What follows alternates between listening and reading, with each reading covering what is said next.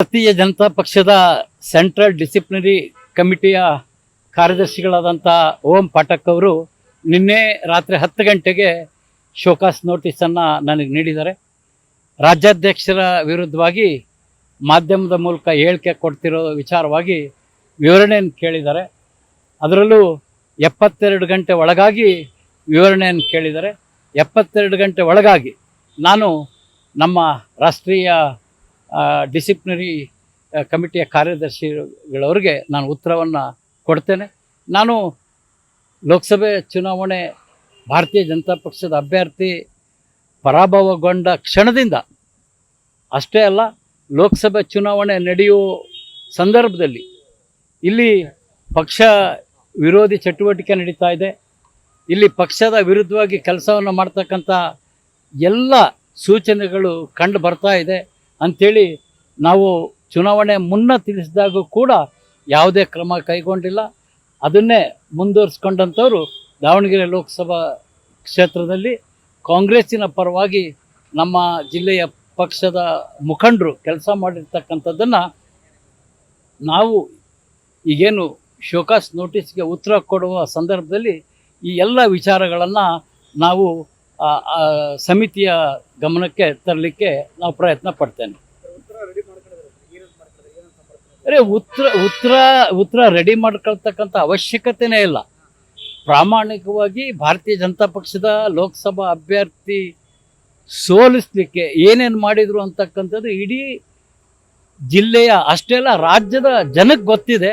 ಅದನ್ನು ನೋಟಿಸ್ಗೆ ಉತ್ತರ ಕೊಡುವ ಮೂಲಕ ಕೇಂದ್ರ ನಾಯಕರಿಗೆ ತಿಳಿಸ್ತಕ್ಕಂಥ ಪ್ರಯತ್ನವನ್ನು ನಾವು ಮಾಡ್ತೇವೆ.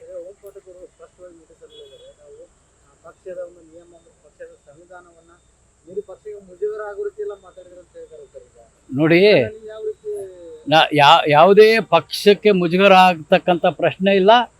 ನಾವ್ಯಾವತ್ತೂ ನರೇಂದ್ರ ಮೋದಿಜಿ, ನಡ್ಡಾ, ಅಮಿತ್ ಶಾ ಇವರ ನಾಯಕತ್ವದಲ್ಲಿ ಹೋಗ್ತಕ್ಕಂಥವ್ರು. ಆದರೆ ರಾಜ್ಯದಲ್ಲಿ ಕಾಂಗ್ರೆಸ್ಸಿನ ಏಜೆಂಟ್ರಂತೆ ಕೆಲಸ ಮಾಡ್ತಾ ಇರ್ತಕ್ಕಂಥ ನಮ್ಮ ಪಕ್ಷದ ಮುಖಂಡರ ವಿಚಾರಗಳನ್ನು ಅಷ್ಟೇ ಕಡಾಖಂಡಿತವಾಗಿ ಖಂಡಿಸ್ತಕ್ಕಂಥ ಕೆಲಸವನ್ನು ಮಾಡ್ತೇವೆ. ನಮ್ಮ ಉದ್ದೇಶ ಇಷ್ಟೇ, ರಾಜ್ಯದಲ್ಲಿ ಕಾಂಗ್ರೆಸ್ ಮತ್ತು BJPಯ ನಾಯಕರ ಒಳ ಒಪ್ಪಂದ ಮುಂದಿನ ದಿನದಲ್ಲಿ ಕೊನೆಗೊಳ್ಳಬೇಕು.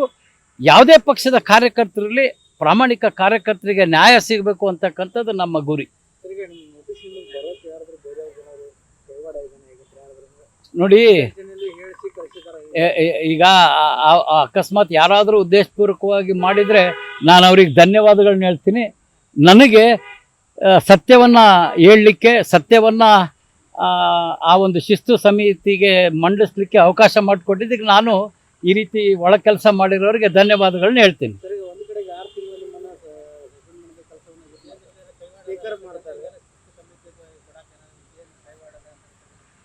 ನೋಡಿ, ಯಾರು ಕೈವಾಡ ಇದೆ ಗೊತ್ತಿಲ್ಲ.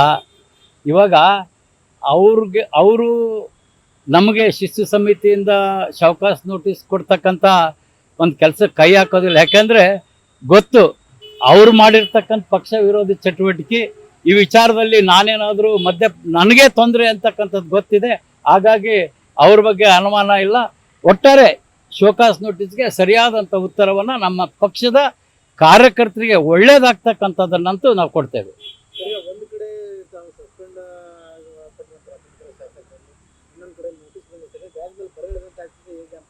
ನೋಡಿ, ಹೋರಾಟ ಮಾಡ್ತಕ್ಕಂಥವ್ರಿಗೆ ಇದು ಸಾಮಾನ್ಯ. ಈಗ ಓಡಾಡೋನು ಎಡುತ್ತಾನೆ, ಸುಮ್ಮನೆ ಮಲಗಿದವನಂತೂ ಎಡುವಲ್ಲ.